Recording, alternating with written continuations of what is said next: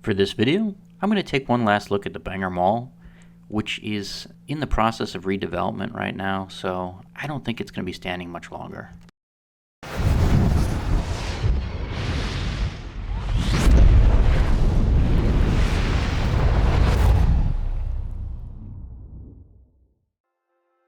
So today I'm in the state of Maine, and I'm exploring a mall that is kind of circling the drain right now. I remember coming to this mall all the time back when it was a Simon property. I guess Simon just took better care of their malls because, this mall was never great for occupancy, but they were probably about 75-80% occupied back when it was a Simon property, and there were definitely a lot of more customers back then than now. The thing is, the kiss of death for most of these malls is if you ever hear two different companies, whether it's Namdar or Moonbeam, that's like the kiss of death for every mall. All they are slumlords, and they just basically purchase these malls on the cheap and then just neglect the hell out of them. What's crazy to me is Namdar and Moonbeam have this like feedback loop where they're infamous for not taking care of their properties. They basically are in the newspaper every week. I can't remember how many times the city of Bangor has sued Namdar over all the fines and safety violations here at the Bangor Mall. It's the mall clearly has leaky roofs and mold problems, and the heating doesn't work properly, and the plumbing is leaking sewage into the waterways nearby, and there's a bunch of potholes in the parking lot, and the concrete signs are falling over and have been condemned outside. I know this because it's all public information, because the newspapers are writing about these slumlords every week. It's not just the city of Bangor, they're getting sued in Pennsylvania and New York and all kinds of, all these Namdar properties are just problem cases, and it's just because of the constant neglect. The crazy part is this is all Namdar's doing too. There's a brand new Burlington coat factory that opened across the street just this week. This area is thriving for retail. This is the only place you're going to find vacant storefronts. If you go around outside to like the Home Depot Plaza or the Target Plaza or the Super Walmart Plaza, the stores are all full. This is the only place with empty spots, and it's because what serious retailer is going to want to invest in new fixtures and merchandise and then have them destroyed because of all the holes in the roof here? It's crazy. I had originally planned to do like a full walking tour of this mall, but I got escorted out of the mall by security because they are trying to hide what a ghetto property this is, I guess, and they don't want people to film the holes in the roof.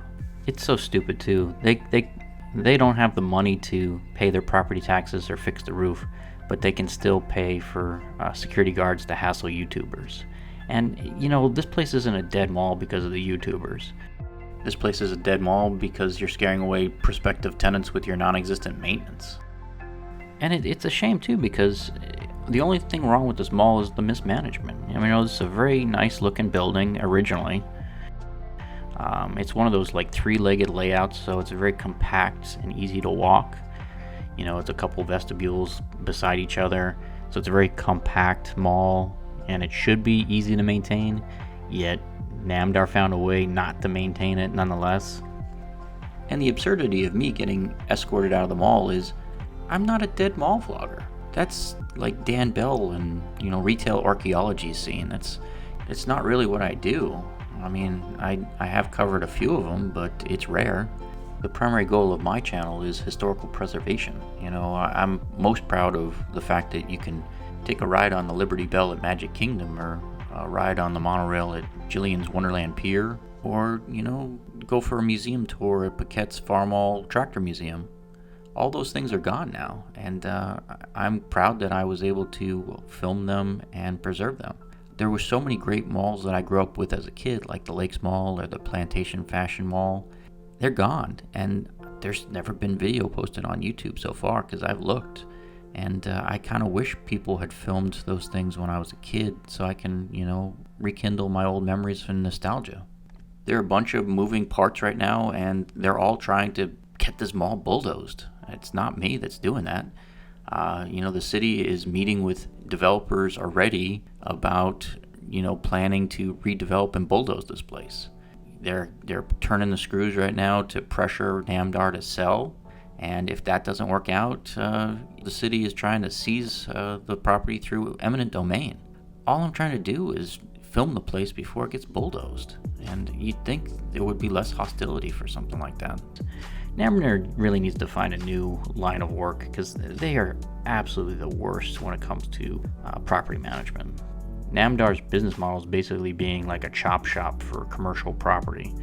They basically strip things for parts, let the malls basically cave in on themselves, and then just sell off the land after they're done destroying everything. Well, that pretty much wraps up today's vlog from the Bangor Mall. As I mentioned earlier, I don't consider myself a dead mall vlogger. I will start to film them in the future, just in the hopes of historical preservation. My favorite videos on this channel are preserving attractions that no longer exist, and I think malls are going to be more and more rare in the future, so I'm hoping that these videos will at least be a way to look back at our past. If you enjoyed this video today, don't forget to like and subscribe.